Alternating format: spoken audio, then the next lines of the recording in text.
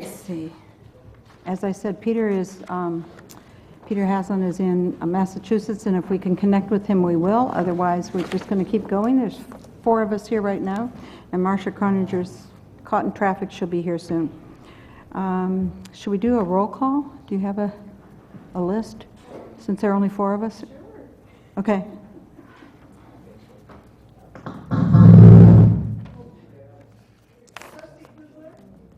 Present. Present. Present. Aye, here. Okay, welcome everybody, and we have an item taken out of order here, which is for longevity career increments. I love it. This is always a wonderful thing, so. It is a cause for Asking. celebration. I'd like to begin by asking Allison Curtis to come down to recognize our first longevity recognition.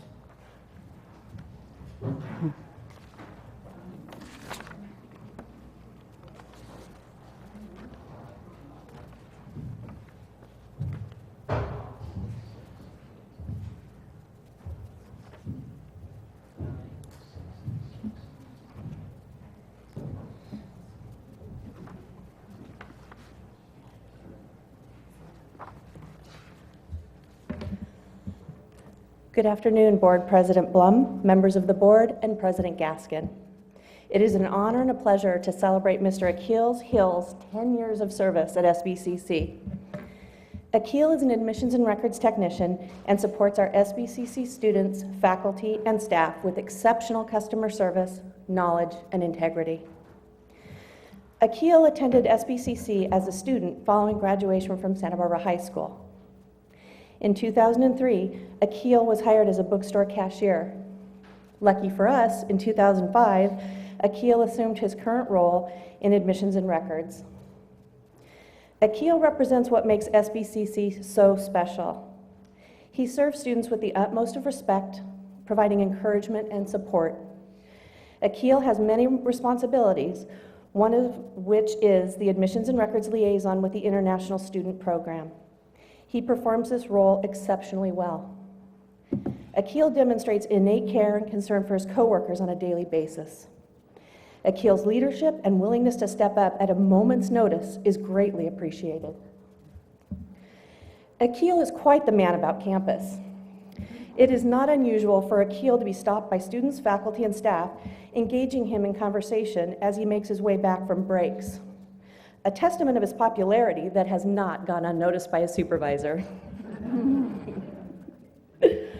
Outside of SBCC, Akil can be found spending time with his lovely wife, Miyuki, and their 2 children. Amina, his beautiful daughter, is an avid ballerina and a rising tennis star. Sean, his eldest, is a junior at San Marcos High School and pitches for the Royals varsity baseball team and is a valued member of the water polo team. The office absolutely loves it when Akil arrives back home following his annual family vacations to Japan to visit his wife's family. He brings the most wonderful mementos to share. One cannot talk about Akil without mentioning his fanatic devotion to the Yankees. Just visit his desk in admissions and records for proof. However, that's not recommended if you're a Red Sox fan. In closing, Akil is a hardworking, dependable professional and an asset to SBCC. Akil, tonight we sincerely thank you for your 10 years of contributions and service to SBCC.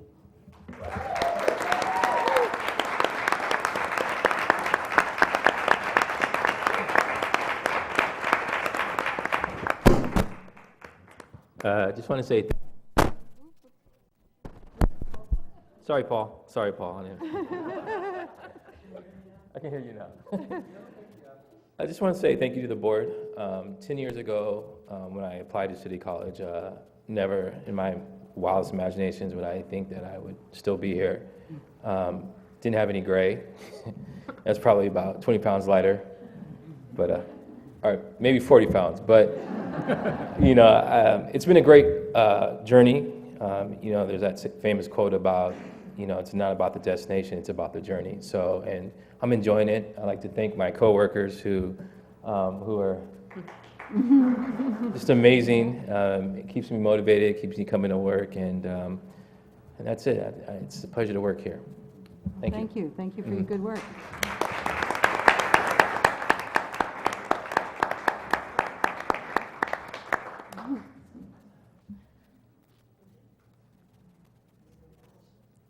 I didn't know somebody from Santa Barbara High School could have a son who goes to San Marcos. What a terrible thing. You know? It is possible. Yeah, I guess so. Thank you, Akil.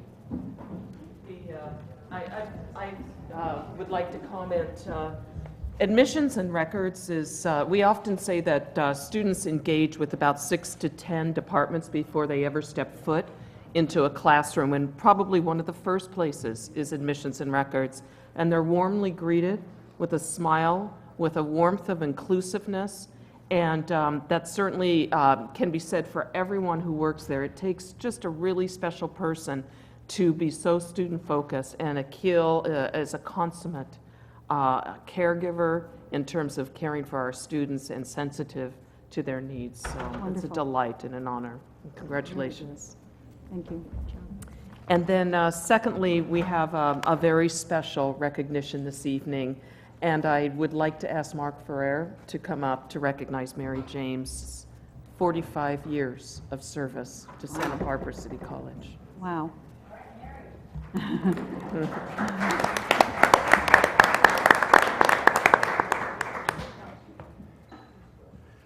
I'll read this just to be safe, because I know if I start talking about it, we'll have to talk about the child labor laws that were violated when she was first hired here. Clearly, she's 45 years. She was 12, I think, when she first started. All right, so I'll read this. Superintendent President Gaskin and members of the board, thank you for the opportunity to honor and thank Mary James for her 45 years of service to the district. Mary started her tenure at SBCC first as an hourly typist in admissions and records. There's a theme. Office, and in 1968, and before accepting a permanent position with the same department, beginning July of that year, she remained with admissions and records for 12 years until November of 1980, at which time she accepted the position of word processor in the college's new word processing center. For the next 15 years, Mary worked in the center, eventually assuming a lead role as principal word processor until her unit became part of the Faculty Resource Center, and our lives improved enormously. I'm the co-director of the Faculty Resource Center. Mary has 2 associate degrees, one in business secretarial and the other in supervision and management, and she's managed us all very wisely. And in the early 1980s was granted a special honorary degree from Peter Haslund, a doctorate, actually, for her skill in word processing, which he witnessed repeatedly when their offices were right over there on the edge of this in the temporary buildings. So I don't think it carried the same weight, perhaps, as it should have, but it was well meant. One of the primary ways that we determine our worth to the college is by soliciting feedback from those we serve. And I'd like to share with Kathy and Liz that kind of feedback, and that shows how loved Mary is and how appreciated she is for all the work that she's contributed. While Kathy and Liz are making their way down, now Liz is here. I want to read something from Lori Vasquez, who also is in the FRC much of the time. So this is what Lori had to say. And all of these pages and pages of comments are about Mary from people who were just wanting to say how much they appreciated her and how much they wanted to thank her. And I'll give her a copy of that afterwards. So what Lori said was, Mary has been a wonderful guiding light and support for so many people at SBCC. She is a quiet, unsung hero who goes about the business of helping departments and faculty accomplish the details of running their areas. She is a bright light in the FRC and beloved addition to SBCC. Congratulations, Mary, on your many years of service. You are appreciated and loved, Lori. So Kathy.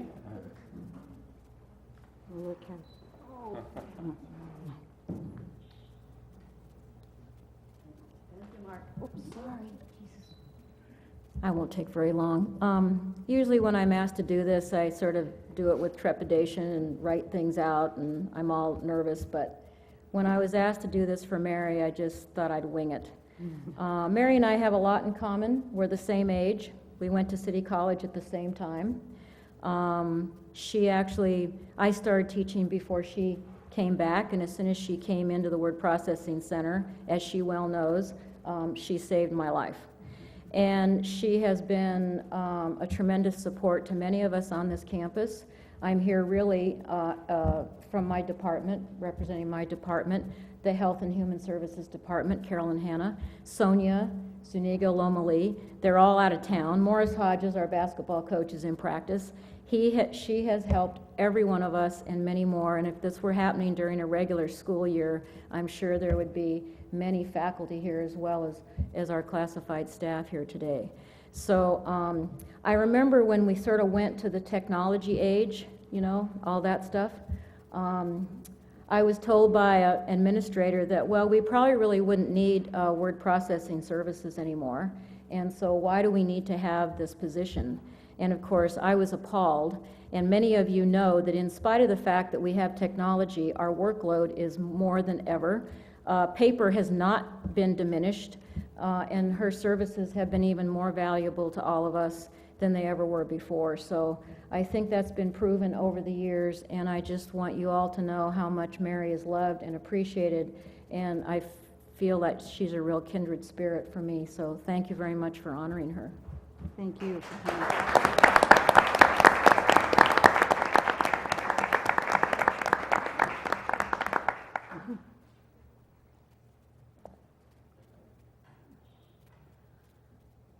Okay, well, you've heard about what Mary's done in her job here, but you may not know that she's also been very involved in in our CSEA chapter.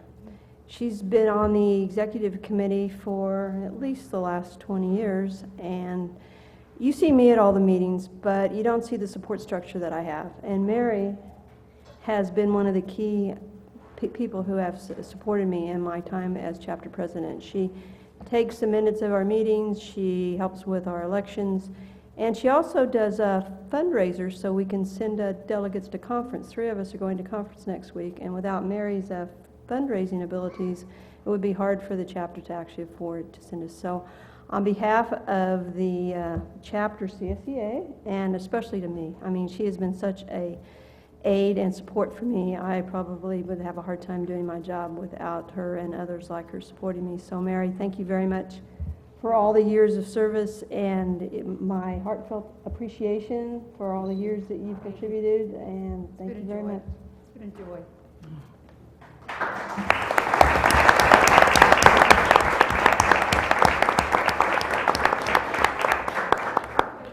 have a few comments. Good. Okay. I'm going to have to read them since I'm so nervous. Thank you, Mark and Liz, for your very kind remarks. Thank you also to my family for being here today. That means so much to me. It has been amazing to watch how fast the campus has grown since my first day as a student fresh out of high school. I hope to be around a while longer to see some of the exciting changes that are planned. I love what I do, and I will miss everyone at SBCC when I do retire. Thank you. Thank you.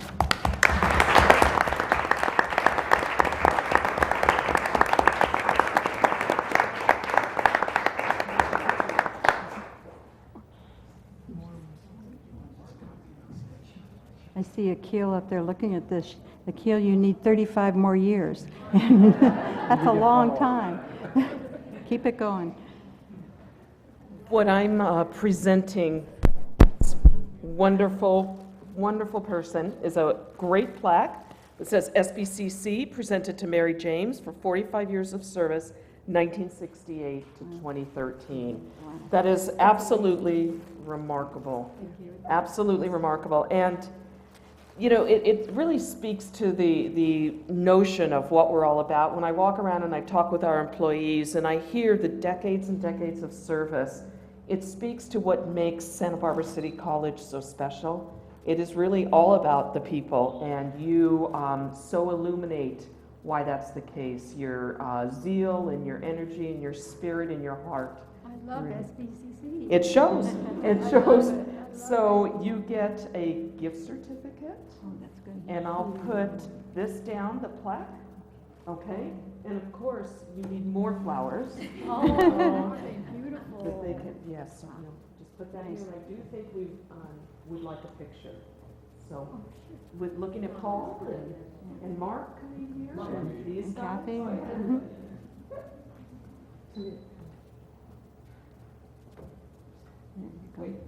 Get the white hands.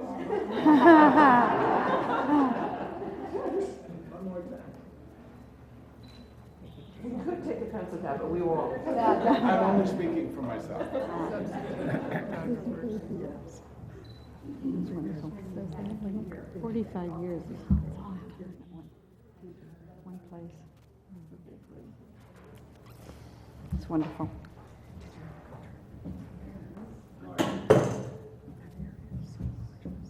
Was that Peter? Ah, I thought I heard the voice of somebody. Peter? Yes. Could I say just a word about Mary? Sure. She's still here. Mary?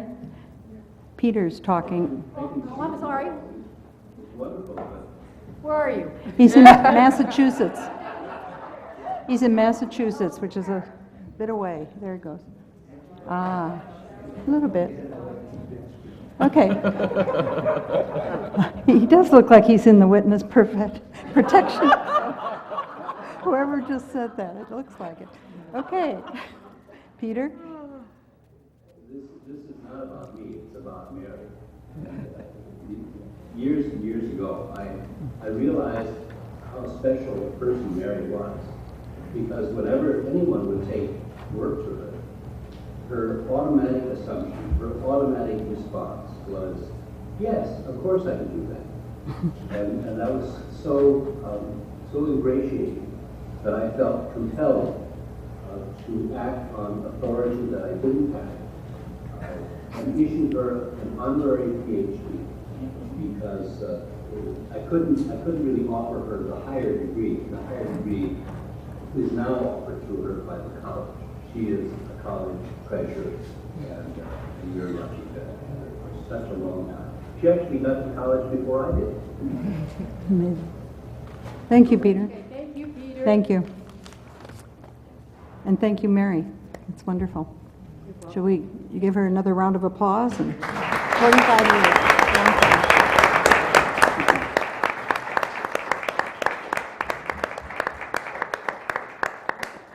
Okay. Do we have any requests to speak from citizens? No, that's the first time. Minutes of the regular meeting, June 27th. Everybody reviewed them. Is there a motion to approve? Or I not? make a motion to approve. Okay. Marcia? Marcia will second. And Peter, I think we need to do a roll call because Peter needs to vote on this.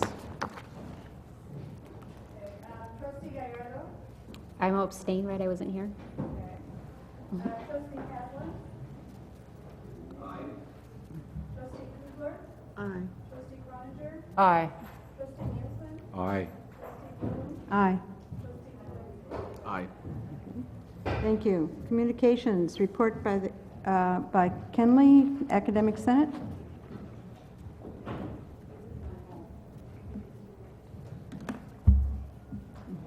Good evening, good afternoon, trustees.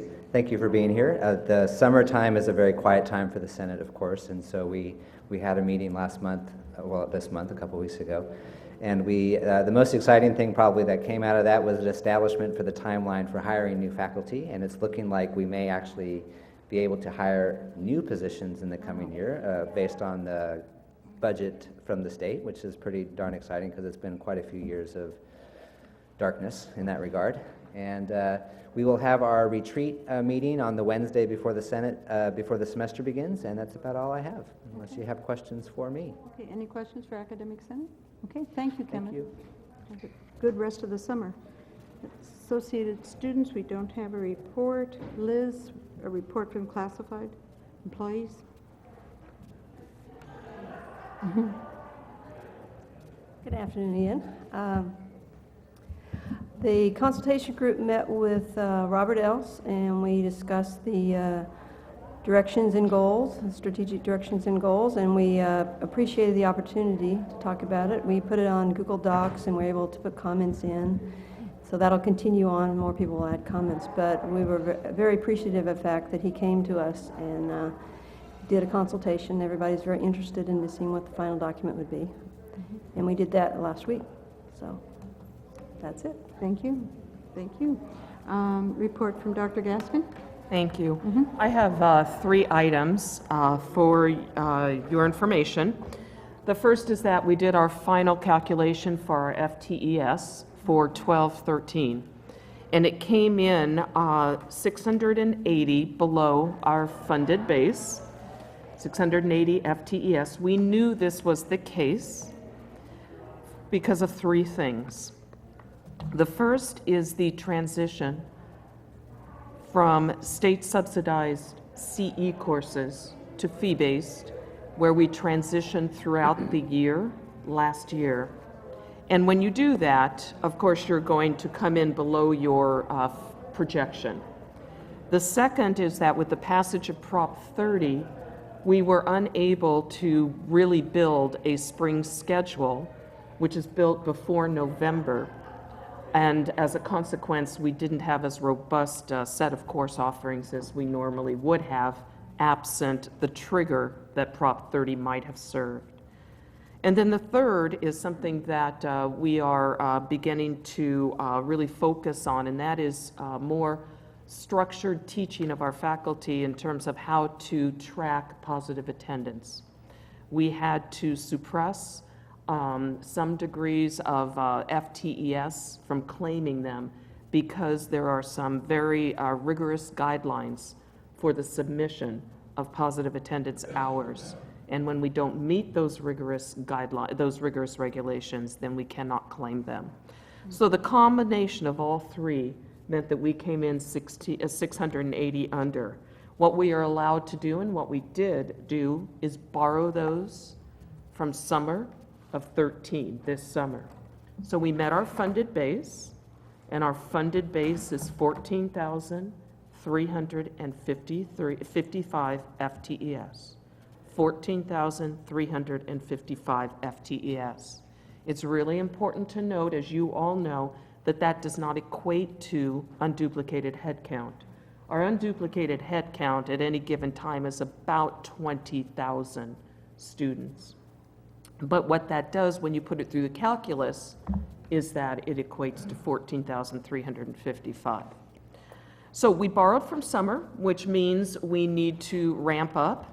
We know that.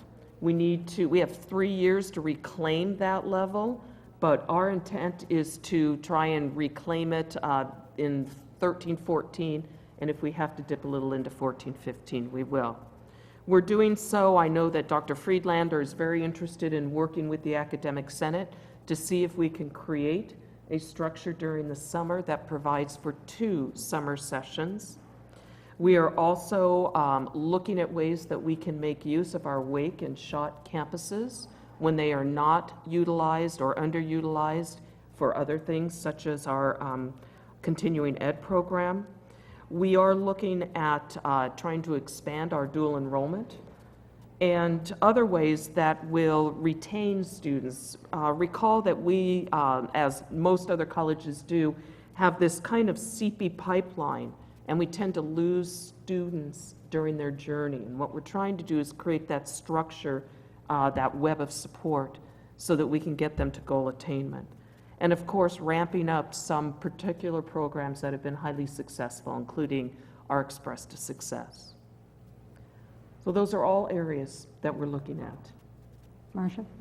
Just to clarify, the positive attendance concerns the non-credit classes, correct? They're not all non-credit. Okay. No, but some do. Majority? No. Really? No. No, pause simply means that you're not meeting on a regular basis. Okay. Yeah, so. All right. Be the one. Not the credit meet regular basis classes is what I was thinking of. Okay. Yeah. Okay, that's number 1. Any other questions on that? Okay. Number 2, we were notified by the state that there is some concern about the recognition of a funding stream that had been built into the 12-13 state budget.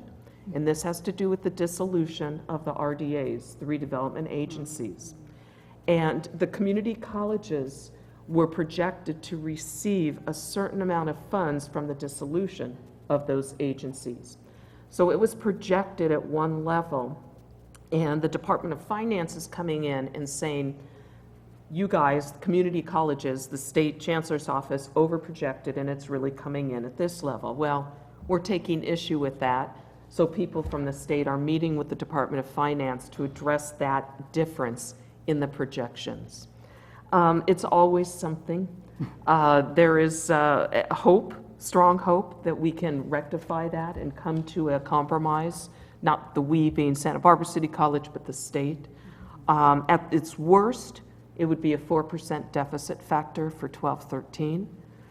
We certainly have the ability to absorb that, but that does have ramifications for some collective bargaining or potential ramifications. But we have hopes that that will be addressed, and it could, as soon as August, be addressed in legislation and statute. So. And then finally, probably the most exciting thing that has happened actually this week, it's culmination of probably a 4 or 5 month process. As an institution, we have an obligation and we have a desire to take a look at our salaries, most notably our faculty and staff salaries and administrative salaries, and ensure that they are equitable with what is being paid at sister colleges as well as in the external world. And that is called a classification study. Most institutions do that on a regular basis, every 5 years, 6 years, something of that sort. The last time we did one here was 2005. And you can just add 5 years to that and you'll know it was no time to do a classification study because we couldn't do anything, and you don't want to do it in the depth of a recession. So as we were coming out of the recession, it became clear to Pat and I that we needed to look at our salaries across the institution and recalibrate. And so there's this highly regarded consultant who has been, he bristles when I say this, he's been in the, not in the system, but working for the system for decades. And I worked with him back in Lake Tahoe Community College a long time ago. He does this across the nation, and he's very, very highly regarded. It's not a qualitative assessment as much as it is a quantitative and very statistically based assessment that looks at external job comparisons, benchmarking certain jobs within the organization against external comparative jobs. And then he looks at the internal relationship so that you're looking at all of your job classifications and they're flowing logically across the spectrum of a regression line of responsibility, complexity, knowledge, et cetera, and salary.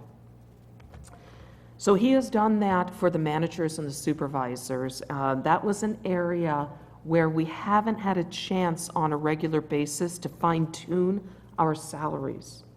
We are able to do that for our classified staff because we have an annual process that speaks to that fine-tuning adjustment. And we've been in the throes of looking at those outcomes from his study and sharing those with those individuals impacted in the entire managers supervisors group. In addition, he did some benchmarking of salaries for classified staff so that we could really align our salaries across the spectrum of the institution. And I have to say, I've never seen an institution that's so tight in terms of how well our salaries should be falling in terms of his statistical prediction. And that's a tribute to Pat, because in 2005, Bill and his team came in and recalibrated our positions. And then Pat was tasked with some other individuals with ensuring that when new positions are developed, they are rated in at a salary level that's appropriate with that statistical assessment. And she's done a pretty marvelous job. If you recall your statistics and the regression line, it's really a very, very tight fit. So we're doing that. It will be presented to the board. Nothing goes on from here other than sharing it with the board, getting direction from the board, because the next step would be negotiations if you felt that was warranted. So it's nothing is automatic. It's simply a study at this point. Will that be at our next meeting? Is that the plan? What we'll probably do is, because it has collective bargaining implications, is share it in closed session in terms of getting direction from the board. Okay, that's good. Pat, did I leave anything out? Okay. That's all. Okay, thank you. Report from committee chairs. Yes, facilities. The Mary Ann. Facilities Committee met on Monday, and I had the privilege of substitute chairing that group for Trustee Croninger, and Trustee Gallardo substituted also. So it took two of us to cover her. And we did discuss the progress on the landscaping. We're excited about some of the things that are happening in that area. And then we addressed in longer term the areas that you will see on your agenda, which include the chiller, and two others. The discussion was very concrete and very carefully presented, and we all recognize the really fine work that's being done in this area. Good. Thank you for doing that for us. I don't think we have anything from Ed Policies. That would be Peter, and he's busy, and we haven't done anything this summer, although he's working on a couple issues. Any other committee? I don't think so. Okay. It is definitely summer. I just wanted to report that we've been talking about having a joint meeting. Some of us have been talking about having a joint meeting with Allen Hancock trustees, and it is very hard. We've got busy people on this end, busy people on that end, and the best part, and I know over the years this has been talked about, but the best idea was Lori's, and she said, why don't we meet at the League conference? Thank you, League conference in November, and we can all have dinner together, and also have, besides Allen Hancock, we could also have Ventura College. So I thought that was very smart, and all of us will have dinner together, and maybe something wonderful will come of it, but if not, at least we'll know each other and be able to talk to each other. So I just wanted to report that. Anything else from anybody? Okay. Report information on accreditation. I have not had a chance to see you all in one setting following the acknowledgement that we have been removed from warning. So that is a very good step, and I want to congratulate the board and to acknowledge the hard work and efforts that you have put forth to ensure that we succeeded in demonstrating to the Accrediting Commission that we meet the standards. So congratulations, and I thank you. We do have responsibility, however, and that responsibility is to prepare another report that is due to the Accrediting Commission on March 15th, 2014, and that will be followed by a visit. So I have reconvened the Accreditation Task Force, and that group is marvelous. Everyone has agreed, I guess the word is agreed, to serve again. Your representatives, and I'll come back to this in a moment, your representative was Peter, and he has agreed to serve. Robert Else is on that, Allison Curtis, Liz Auchincloss, Dean Nevins, myself. I don't think I'm forgetting anyone. Well, then we thought it would be most important to add two individuals. One is the current board president, so Marty has graciously agreed, and the other is the current academic senate president, and Ken Lee was more than eager to join us. So we are expanding that, and then I will be talking to our president, student body president, about a student representative when they reconvene back. And we'll be- But we are getting started with the meeting. We're going to go on the same timeline, and that is that CPC will have a final draft for consideration at the end of fall. There will be a first and second reading. It'll come to you in January and early February for first and second reading, and then it's got to be mailed in. And then we'll have a visit in early April. Okay, Marcia? I just wanted to say you thank the board, but I think we also owe you a great deal of thanks. You worked tremendously hard on this, and you represented us before the commission and did a wonderful job. Thank you. Thank you. It was a real team effort, our ATF. We have ATF agent team T-shirts, so we'll have to get you guys. one. It was a good experience. Okay, good. I'll trust you in saying that. Good. No, I actually look forward to this, so that'll be good. Anything else for board consideration? Okay, future board consideration items? No, none? Okay. Revisions to board policies, Chapter 2. So this is the second reading, and action is requested. We did two of the things that the board suggested, and that was very healthy. We met, we being Jane Wright, our consultant, myself, and the 3 new board members, went board policy by board policy, and that was wonderful. Jane was just a champion and a professional as always, and she really did a great job with that. And then we solicited any input from all of you. We received nothing of substance that I need to share with you. So absent any concerns you may have, we are seeking action tonight on these policies. And just to be clear, these aren't all the policies. These are not. Chapter 2 policies. And they're not even all of Chapter those, yeah, 2. they aren't. Right, there's a few that are probably about 4 or 5 that are still outstanding, but this represents, boy, Marcia and Marty, hours. 40, 50 hours. Something like that. Yeah. Okay, any questions or discussion about any of these? We saw them last time, and I'm really glad you got to meet with the 3 trustees. That was a good idea. Okay, any questions or anything? Yes, we need to have a motion to pass these then, or not? I so move. Okay, is there a second? I'll second it. Thanks, Greg. Okay, any discussion? All those in favor, please say aye. Oh, no, we do the roll. We'll say aye here, but we got to get Peter in here, so go ahead, Angie, call the roll. Trustee Gallardo? Aye. Trustee Haslam? I had a question. I don't Oh, think okay. I could have been heard.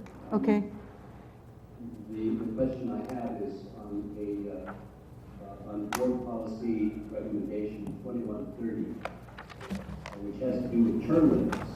And it seems to me that this particular board policy is a negative policy in the sense that it says what we are not doing. Whereas in the previous board policy, it stipulates exactly what an election constitutes, how one goes about it, in terms of office being 4 years and staggered. It's very specific.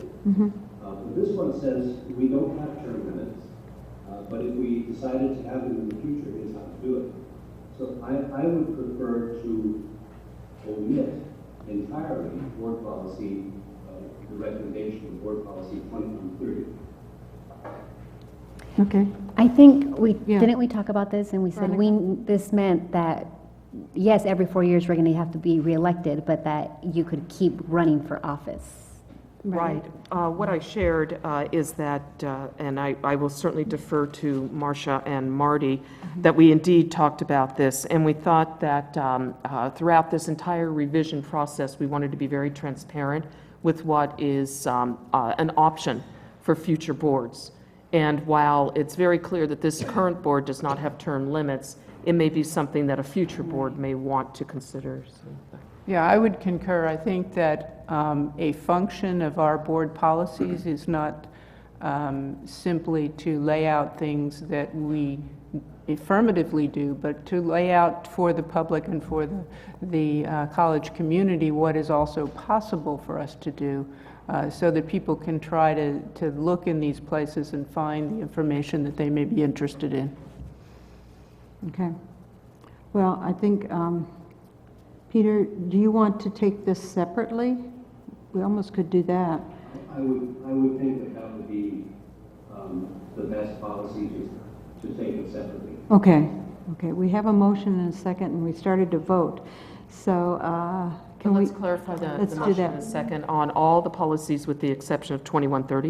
Yeah, I'm sorry, and if is I that can okay? say something, I thought it was too late to bring up an issue that I had. No. Okay, No. I didn't know we were still going to be able to discuss. No, On- we're good at this. Oh, Let's well, just Finish this motion. I'd like to add that to my motion. Okay, That it's the except for exception of 2130. 2130. Okay, and Craig, is that okay I with you, concur. the second one? Okay, okay. Go ahead, I yeah. don't have the policies in front of me, but it was the one about the student trustee, the language that was recommended by the California League, Community College League. AP 2105? I think so, that says that a Election. student It is, trustee, election. every year that the board will vote on the duties and responsibilities of the student trustee. Yes. Did I remember that correctly? Is that the? Student trustee may be recalled by the students. No. Not that part, huh? Well, that one, it should be there, Okay. but. Yeah, yeah. It was So at the I'm bottom, it looking- was underlined, Yeah, they're all underlined in there. I was just looking. because I remember red underlined was recommended, right? So there's Oh. BP 2105, election of the student trustee, and then there's AP, which is the administrative procedure, election of the student trustee. Yeah, we're And I just voting highlighted on a the, lot of them. yeah. Oh, you've got them written out, okay. And then the next one is We have 4 sections to it. That's the election, how they're elected, the recall of them, and the vacancy, the election of student trustee. and it's straight from the ed code. Election of student trustee. Oh, Like, procedure for resigning. Or was it the 18? Maybe I'm confused. I think it must be under It must be the. AP. AP, right? So Yeah. okay. Page 5? And just to clarify, if it's an AP, Yeah. it's a BP? Oh, it's on page 5, which would be a different one. Student trustee Oh, I see. will be elected. It's 2015. Is it 2015? Yeah, and it's on, Oh, yes, Right. right here, the, on May 15th, page 6. yeah, On or before May 15th of each year, the board shall adopt rules and regulations regarding the rights and responsibilities. right. I know that that Pertaining to was- the student trustee, I know right. that that's recommended, but every year for the board to vote on that, The problem we had is, I think it's in statute that we have to do it. Yeah, Oh, okay. it's state law. That's what I thought, because I know Assemblymember Das Williams has some legislation that I think affects that. Okay, all right. If it changes, we'll be happy to change it. Yeah. It didn't make That's what I a thought. lot of sense Okay. to us either. All right. And the best thing for you to do is to work with DAS's office, so that's will. perfect. Okay, Okay. thank you. With the voting. Yeah, the- yeah. Are there any other questions or concerns or anything? Okay. We have a motion in front of us that was amended to include all of the policies and, before us except for, 2105. thank you, 2105. 2130. Oh, 2130. Okay, okay. You may continue. Let's see, who did you already call? Recall? Oh, Veronica. I'm surprised because I remember you said to take it out of order, so when you call my name, I'm like, remember Yeah, Dean? that's what we How like he- to She changes the order now, remember that. No, I We're flipping know. the order prepared. around. Stays the same order for the meeting. Yeah, I'm first. Changes every meeting. there you go. It's fun. Trustee Haslam? It's a little difficult to hear, so if I may ask, Mhm. is the motion now on the floor to approve Chapter 2 accepting Board Policy 2130? Exactly. Yes. Then aye. Trustee Kugler? Aye. Trustee Croninger? Aye. Trustee Nielsen? Aye. Trustee Blum? Aye. Trustee Palencia? Aye. Okay, thank you. Now we have before us the one that, yeah, I'm sorry, I don't have it on here. 2130. 2030. Thank you. I was trying to get it on this thing. Paul, this have to work better. Sorry. Okay, so we have 2130, and Peter, did you have an idea about what to do about this, or should we just go ahead and It talk would some more? require a motion now to enter into discussion about 2130, and once we have a motion on the floor, I'd like to speak to my side of that motion. Okay, did you want to make a motion? I move that we accept policy 2130. Okay, is there a second? Second. Marcia seconds it. Okay, discussion. Peter, do you want to talk? Board policy 2100 governs board elections, and it's quite specific. And I really appreciate all the work that was done to make it specific. But it talks about terms of office and everything else, as well as board policy 2110 addresses the issue of board membership. And it also mentions that there are 4-year terms. And so my problem with 2130 is that it is unnecessarily redundant. But in specifying what we don't do, and I guess I'm saying, how many other things do we need to say about stuff we don't do? In the sense that this is a negative policy, I simply would have to say no. But I would, obviously I would respect the majority vote. I would recommend that we, in preference for a longer document, act on behalf of a shorter document and specifying what it is that we do. Okay, thank you. I understand your what you're saying. My problem with it is that the other board policies that you called out really don't say how many terms you can serve. They talk about the terms and how you get reelected or elected and so on. But no other legislative body would have a document, and Congress doesn't have it.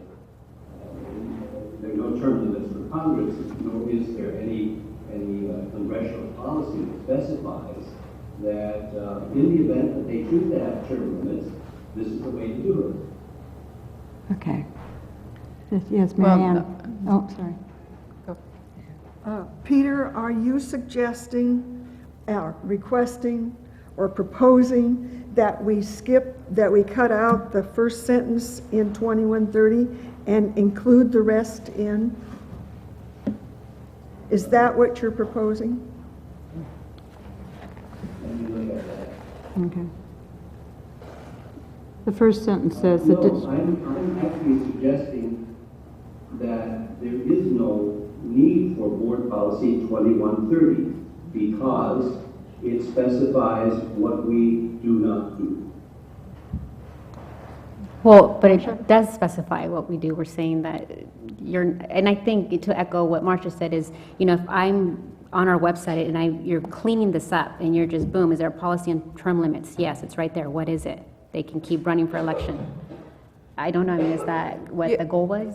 Well, the idea is that there is a statutory process for invoking term limits, for causing that to occur. It hasn't occurred yet, but it could become an interest of someone or a number of people, and here is a place they can find out the very basic information, including a reference to the Ed Code about that process. And I think we're trying to communicate as best we can what we hope are the important points about board policy. We didn't include everything that's in the statute.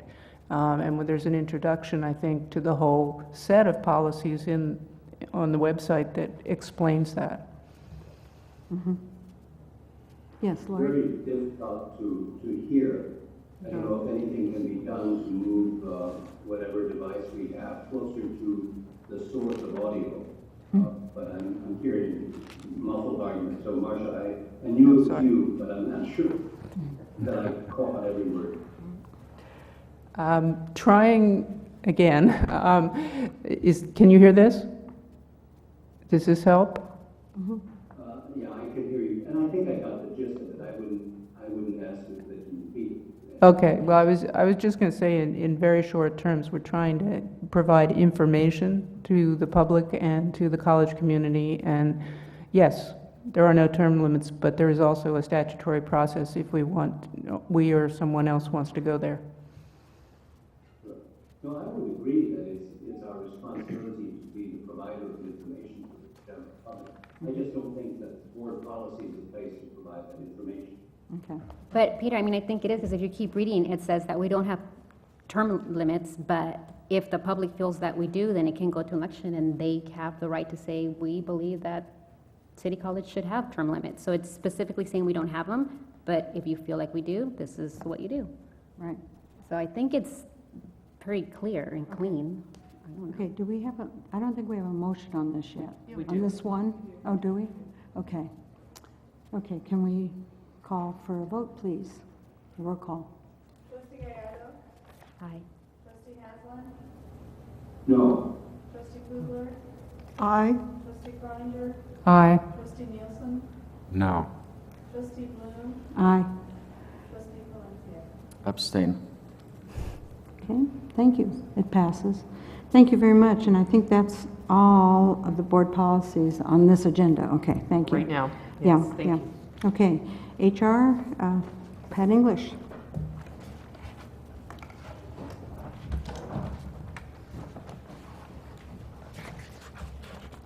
Good afternoon, President Bloom, President Gaskin, members of the board. Before I start, I wanted to go back a little bit to the praise that I was receiving relative to maintaining the classification structure. And I have to say that I have to share that with Liz Auchincloss. I don't do that work in a vacuum for the classified jobs, so thank you, but this is a team sport. This is my colleague over here, so, okay. So now, I am here to present the consent agenda items for Human Resources, and I need to ask you to make a change on 4.1A. We have one classified appointment for a library assistant that was to be determined, and it will be determined Monday. So I need you to pull that, and you'll see that again on the August agenda. Okay. Everybody got that? Okay, thank you. That is the only change that I need to ask you to make for the HR items 4.1A, B, C, or D. Okay. Okay, so we'll vote on them as a group. Any objection? Okay, let's go ahead and vote on them. Motion. If I could just comment. Okay. You see a lot of things happening on this particular HR consent agenda because it's preparatory for the academic year. Right, right, that's good. Okay. Any discussion? Okay. May I have a motion? Move approval. Okay, is there a second? Second. Okay. Go ahead with the vote, please, Angie. Trustee Gallardo? Aye. Trustee Haslam? Aye. Trustee Kugler? Aye. Trustee Croninger? Aye. Trustee Nielsen? Aye. Trustee Bloom? Aye. Trustee Valencia? Aye. Thank you. Thank you, Pat. Okay, education programs, Dr. Freelander is not here. I know.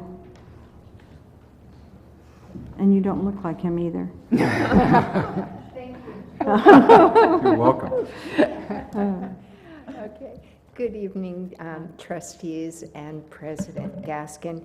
I have 3 items for you today from educational programs. The first is item 5.1, which is approval of curriculum changes, and there is only one, and it's a course modification for PE 124C, which is advanced soccer. Okay. Okay. Any discussion? May I have a motion? All right. You want us to take these separately, correct? Yeah, because this is it. Yes. Because they're different. Yes, because they're different, please. Move approval. Okay, is there a second? Second. Okay. Roll call. Peter wants to vote. Trustee Gallardo? Aye. Trustee Haslam? Aye. Trustee Kugler? Aye. Trustee Croninger? Aye. Trustee Nielsen? Aye. Trustee Bloom? Aye. Trustee Valencia? Aye. Okay. Okay, next is item 5.2, which are actions involving stipends for faculty. And I do have one change on that. That is 5.2, page 7, the very last item, which was a stipend for $500 for Rosina Wright Castro. I'm asking to pull that. That was submitted in error. She was actually a classified employee working during those hours, Okay. and we should not be compensating her. Okay. Otherwise, I present these for approval. Okay, with the exception of Rosina's, I may have I? a question. on Yes, the, go ahead, Veronica. For counseling, STEM counseling, are we adding more counselors to that program now? Any particular item, I'm sorry. Sorry, it's in 5.2, so it would be on page 2 of 7. It says STEM transfer program counseling of fault redundant students, and then again on page 6 of 7, STEM transfer program. Yes, Oh, I see, STEM program. Oh, I see. Hello, Peter. Very large Peter all of a sudden. Yes, we have a full-time STEM counselor for the STEM program. She is only a 10-month counselor. She's on a 10-month contract, so we have had to hire other counselors to work in her stead over the summer so we can continue to serve students. Okay. Okay, any other questions? Okay, And then on the curriculum alignment, what are they, on page 3 of 7, what are they doing for curriculum alignment? It says curriculum alignment, get focused, stay focused. Yes. For the Get Focused, Stay Focused curriculum, there are some additional modules that are being developed. I'm looking for Diane Hullums to see if I'm expressing it correctly, so that they will be available both for dual enrollment students and credit students in. So where our staff is helping write those? Yes. okay. Any other questions? May we have a motion to approve these? I so move. Okay, is there a second? Second. Okay. Angie? Trustee Gallardo? Aye. Trustee Haslam? Aye. Trustee Kugler? Aye. Trustee Croninger? Aye. Trustee Nielsen? Aye. Trustee Bloom? Aye. Trustee Valencia? Aye. The last item, 5.3, are the courses for the Center for Lifelong Learning, new proposed courses. Right. I have a Okay, other question. questions? Veronica, Yeah, I have a go ahead. question under the parent education. How is this different from any of our parent-child workshop courses? Yes, they're very different. Yeah. These are standalone courses that target specific topics, typically short-term, and the parent-child workshop is a institutionalized set of programs that is child development focused over the course of the full academic year. So with the parent-child workshop, do they only serve as the families that are enrolled within the parent-child workshops, or they also, But the yes, community can the have access courses to are it? open. Yeah. The Yeah. courses are open for parent education courses. They're open to anybody. To anybody. Right. But the actual parent-child workshop, which we don't run, Right. the actual child development program Right. is associated. I'm just wondering if there's, in the community, if there's a free child education program, or sorry, class through the, and then this one, if it's, how similar or different is it? If the parent-child workshop's already offering courses, parent education to the parents that are free to the community, and they can access them regardless of whether they have students enrolled there, is this different? Yeah, it is, because the PCWs are aligned toward developmental curricula, and that's developmental over the course of a 2-year-old, a 3-year-old, a 4-year-old, a 5-year-old, whereas these are very specific targeted topics, Okay. curricular topics. It's hard when you don't see like obviously there's no syllabus yet, right? Because they're in the No, process because of, they're- right. Right. Okay, any other questions about Center for Lifelong Learning? Well, and just to Uh, clarify, you classes? wouldn't see a syllabus because Right, these because are they're- continuing yeah. ed Yeah, courses. yeah. That's what I'm saying, like, it's hard, otherwise you would look through and see what exactly the course is, Yeah. but with the names, Yeah. who knows? Well, yeah, you hope they come to you all ready to go. That's why you want this done. I got it. No, that makes sense. Okay, any other question? Okay, may I have a motion to approve these? Motion to approve. Okay, is there a second? Second. Okay. May we have a vote? Angie? Trustee Gallardo? Aye. Trustee Haslam? Aye. Trustee Kugler? Aye. Trustee Croninger? Aye. Trustee Nielsen? Aye. Trustee Bloom? Aye. Trustee Valencia? Aye. Thank you very much. Thank you. Next, we have, Marty, just yes. a comment on audio procedure. The video is coming through terrifically, but you don't need to see me, and it's nice to see you, but there are times when I can't hear. Oh. So if somehow the machine could be moved closer to a microphone or an audio source, that would help me a lot. Okay. Can we maybe call him on the telephone and put the telephone next to some speaker so that way he can hear the audio, or would that not work? Well, we were trying to do this, but Paul, do you think that you can get the speaker? Put a phone next Closer. to it? Can you hear me, Audio. Peter, when I'm talking? Sure. Okay, I think if we We speak up, sit up. speak up and we don't get too close and we project. Okay. Speak slowly. This is the first Okay. meeting I've been at when I have had a little trouble hearing some of you, hearing all the words that some of you say. Okay, Oh. And I've never had that trouble here before. okay. Maybe I have bad ears tonight, but I can sympathize with We'll Peter. definitely try and project. Okay, let's project. Okay. Mr. Sullivan, Okay, first up for me, we have item 6.1, which is the business service consent items.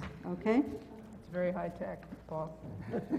Okay, I think we wanted to take 6E off the consent calendar for a discussion. Craig, is that, okay. That's correct. This is the award of the contract for the business communications chiller replacement Phase 1 project. Okay? Okay, So do you? so the motion why don't would you We be, want to take that off. action, yeah, to then take action on the other consent? Yes, that would be great. Could I have a motion for the rest of the Well, consent? and then can we take out 6.1C too? Yeah, and then, Oh, okay. C and E are the two. Okay, anything else? No, just C and E, okay. Then all the other, we need a motion for all the other items to pass them, and then we'll go back to those. Can I have a motion, please? I'll so move. Okay. I'll All but accept the C and E. I'll Okay. accept C and E. Is there a second? Second. Okay. Can we have a vote on that, please? Trustee Gallardo? aye. Trustee Haslam? Aye. Trustee Kugler? Aye. Trustee Cloninger? Aye. Trustee Nielsen? Aye. Trustee Bloom? Aye.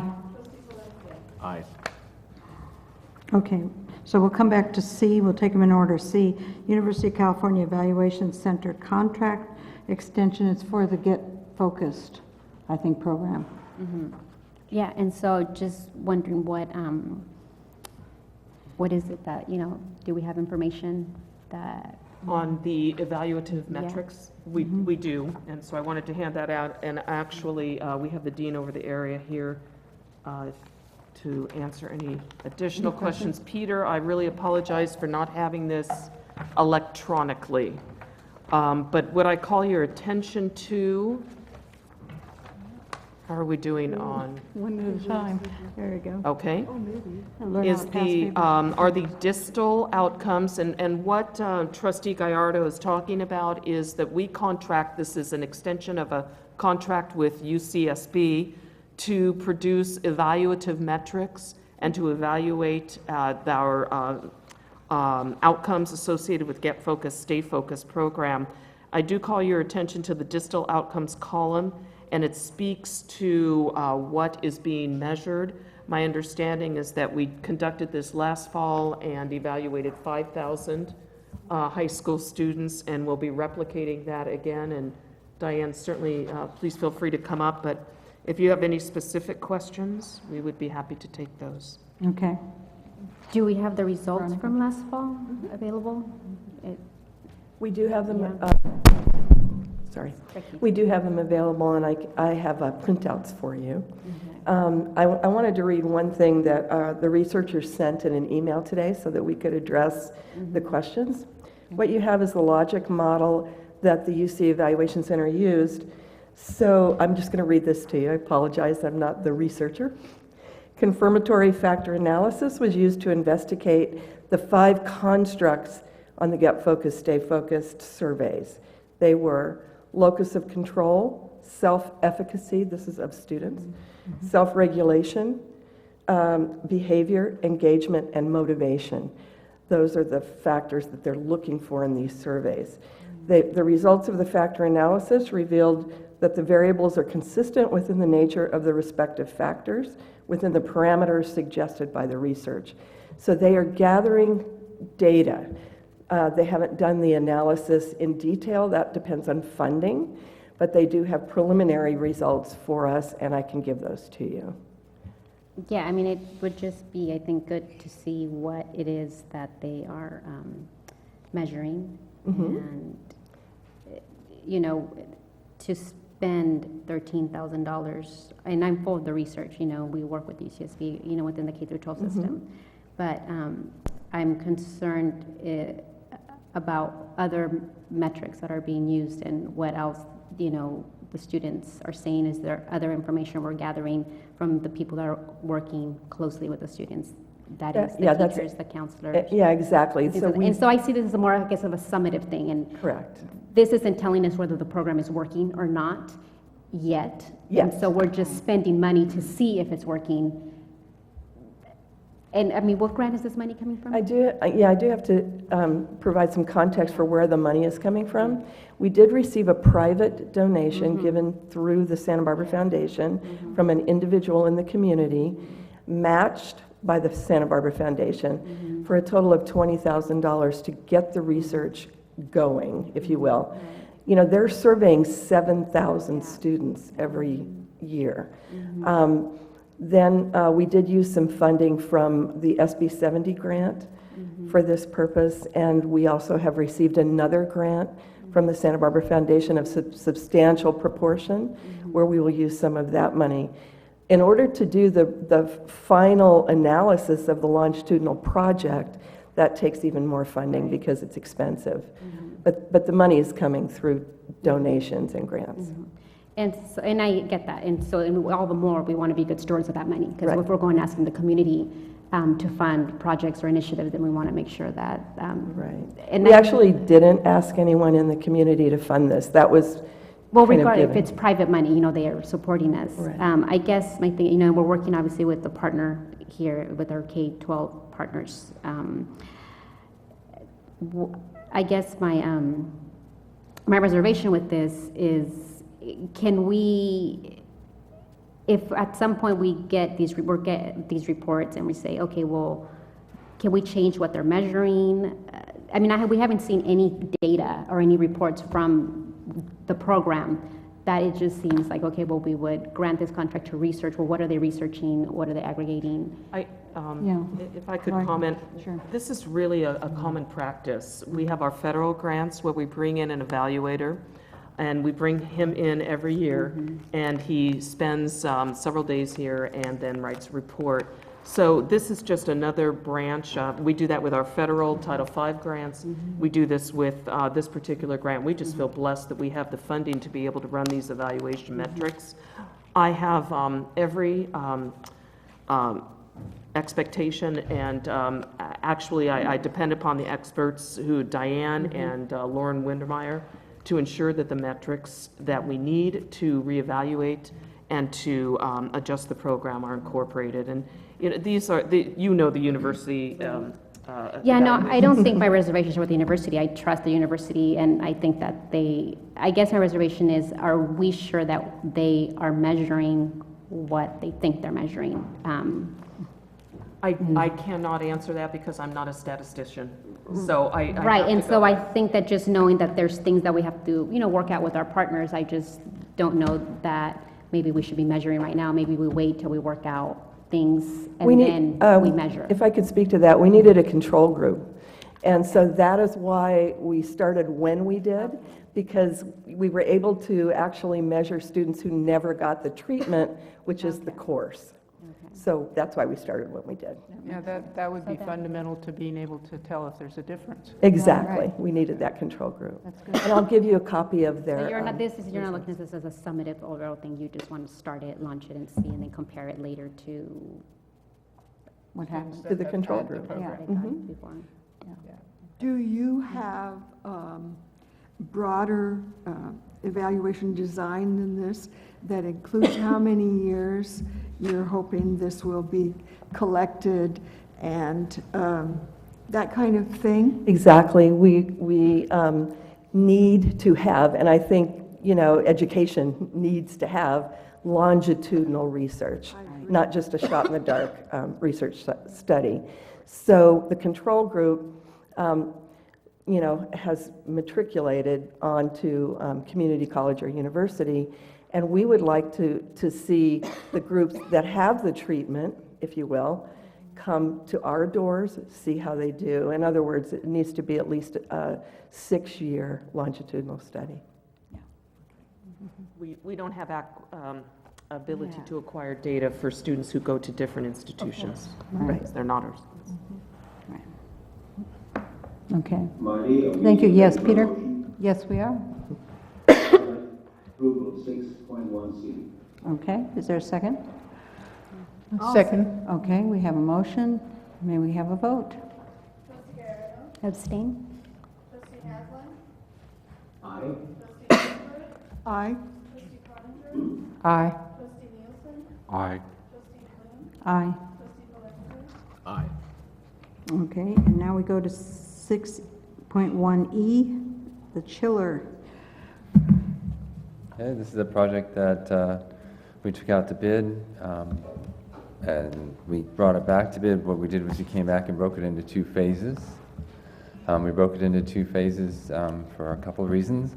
One was to isolate the cost of the chiller, but also to ensure that we had the chiller in here in time for the fall semester, because the chiller is on its last legs, so to speak, and it was important that regardless of whether we upgraded the ventilation and the supporting systems, that we had a new chiller in place. Okay.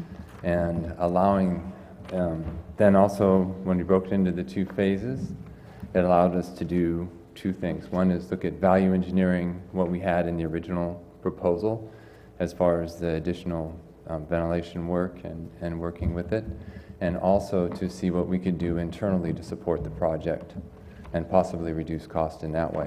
So that's why it's broken into 2 phases. We have the first phase, which we're asking for approval for, which is just the purchase of and installation of the chiller. Is that good? Okay. Okay, Craig? May I? I have some concerns about it. At first, the bid was, it was quite large, and it came in way over budget when you were trying to do both the projects together as one project. And I listened to the arguments as we went through the process, and I did hear them. I have reservations because when the bid came in for the first half of the project, which is installing the new equipment, the new chiller, that came in way over what was like budgeted for it as well. And it appeared to me that it's quite possible that we won't save any money at all, because if it comes in like the bid for the whole thing, we're going to be back at the same price. However, I don't know that, and you may have a better idea than I do. I don't have a better idea. It seems like if we split it up, there's reasons for doing it another way too, like keep doing it all as one project, because then you can say, okay, we had this, we paid for this, it doesn't work, we have some place to go. Now we have 2 different ends, and it's real easy for one to go to the other. My reservations have nothing to do with the fact that we do not have a need. We do have a need in that building, and I fully recognize that, and I want to do something about it as fast as we can. However, we're talking about a lot of money here.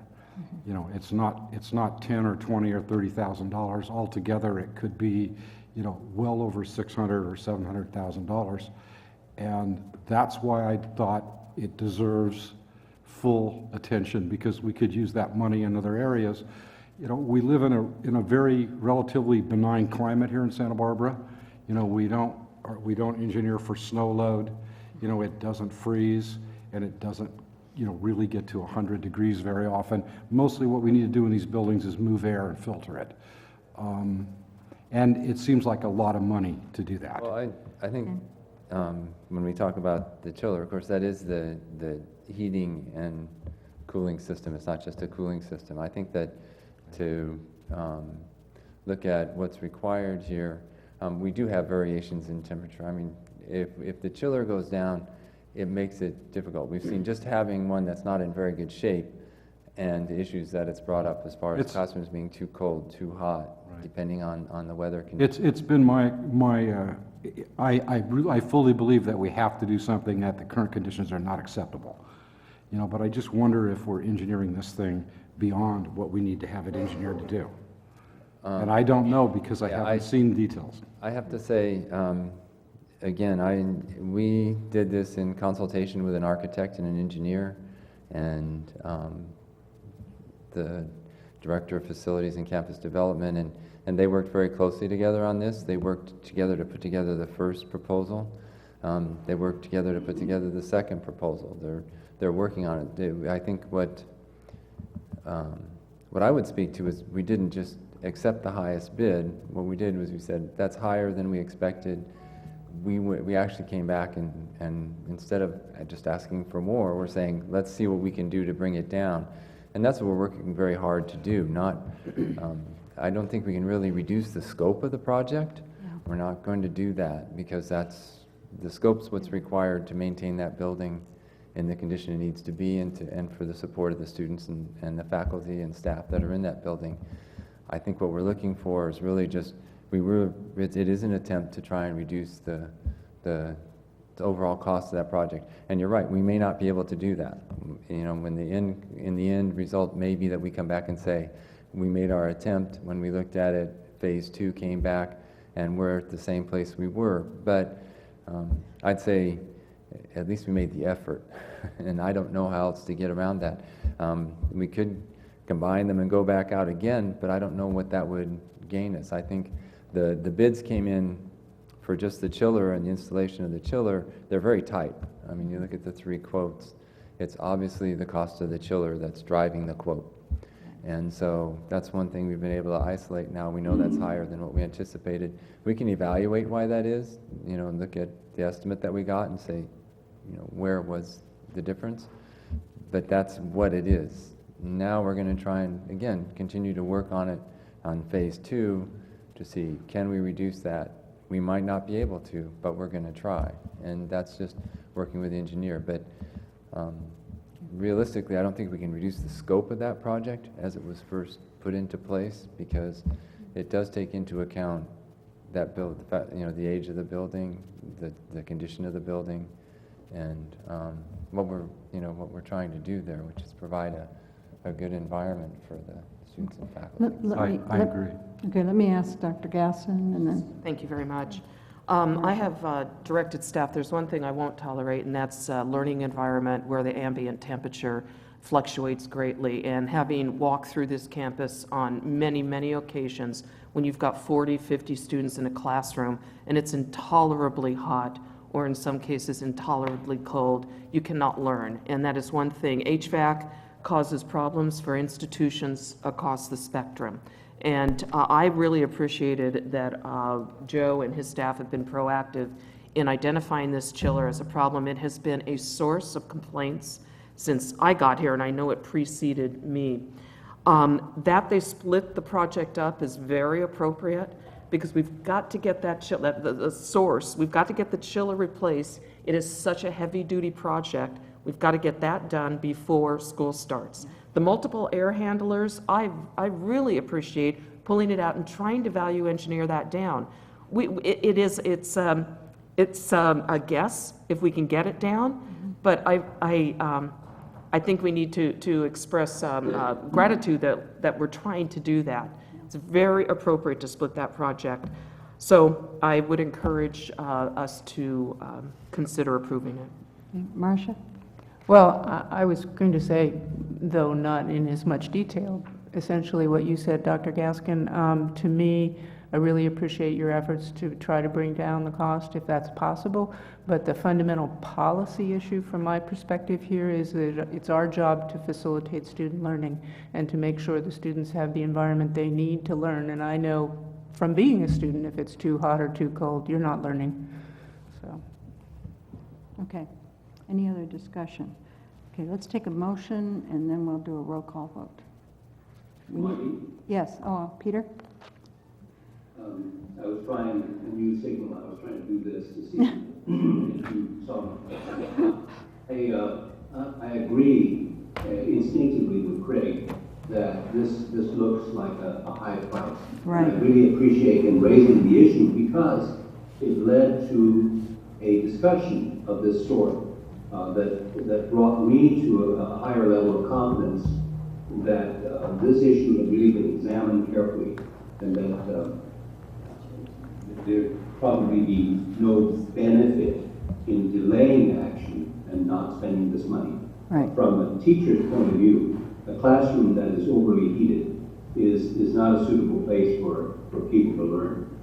So I'm going to vote in favor. Okay. Thank you. I would move approval. Thank you. Is there a second? I just want to clarify, Craig, I think you realize the importance of the project. You're just concerned with, I don't think you're disputing that the classrooms, you want them to be at a good temperature. I am not for the disputing Yeah. that need at all. Yeah, In I fact, think you want healthy I concur temperatures. with that need. I have no, in fact, I want it as much as you do. I think you're just with the price I and was, the way the. yeah, I was kind of hoping that I'd get a little bit more information out of this discussion. I was kind of thinking that instead of just breaking up the project and then taking a look at different pieces of it, I was thinking, let's go back to square one, get it designed by another team and see if you come up with the same design.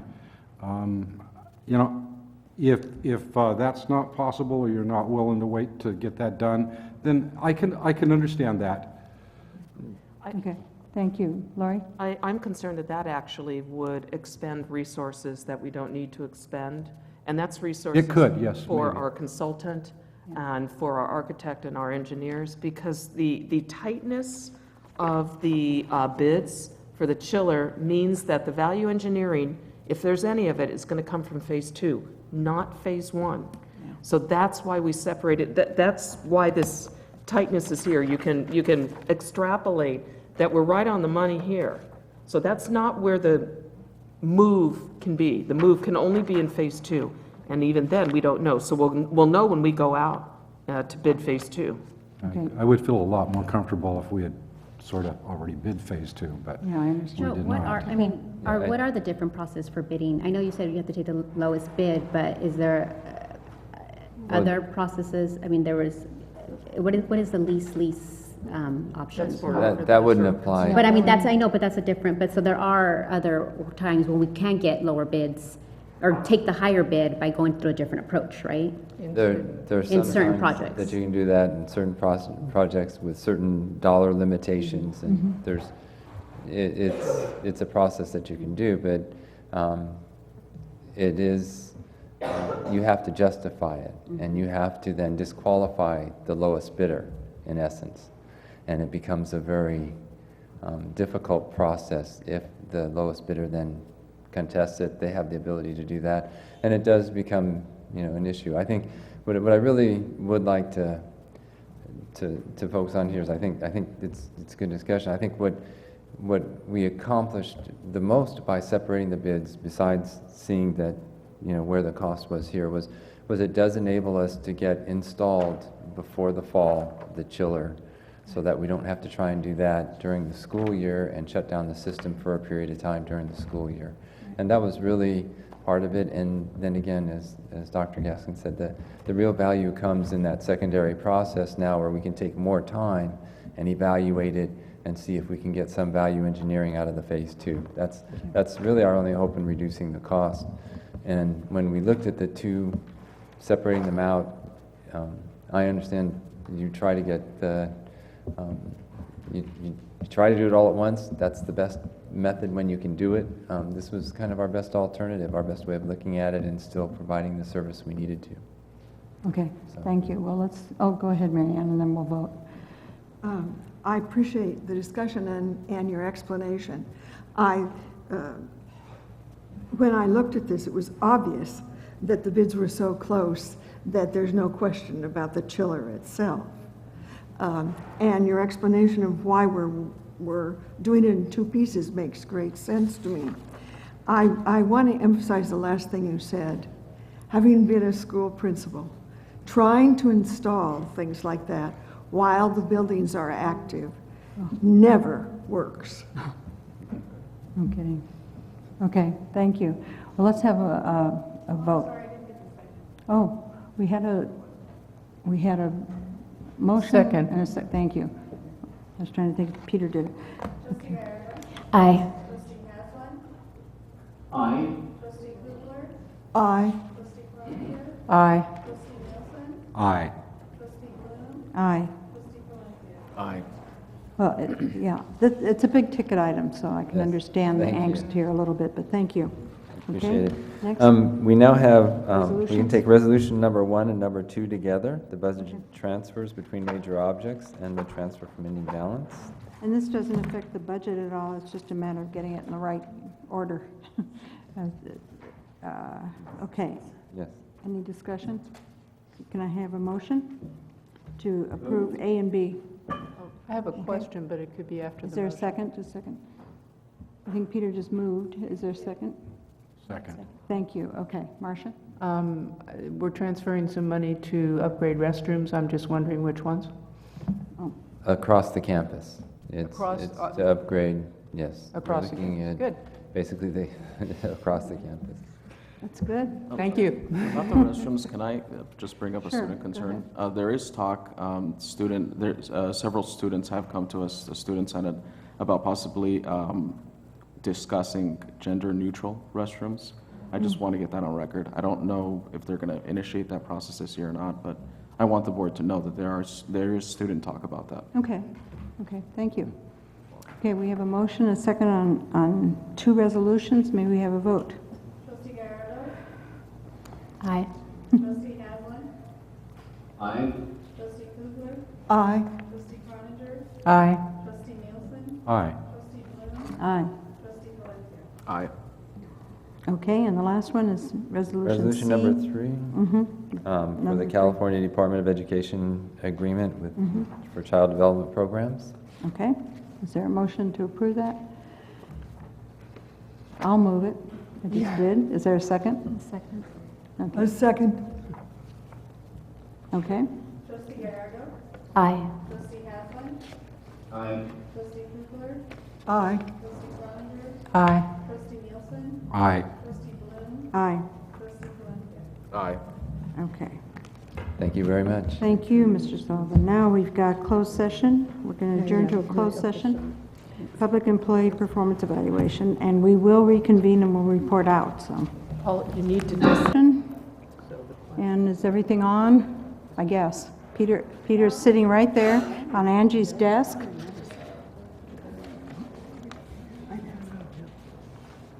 Is he heavy, Angie? Holding him up there. It's because of the camera, it's like this. You are removed by the host, it says.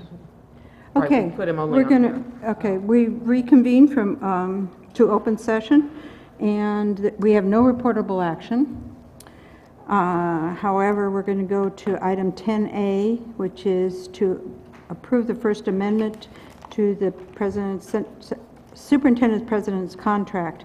And I do want to say that we have concluded an evaluation of our president, and it has been a very satisfactory evaluation.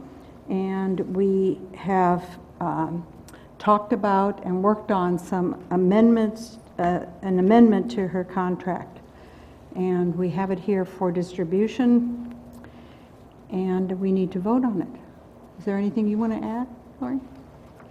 No, Lori doesn't want to add anything. Okay. Anybody? Okay, can I have a motion to accept the amendment to the contract? I so move. Okay, is there a second? Okay. We have a motion and a second, and now we get to vote. Trustee Gallardo? Aye. Trustee Haslam?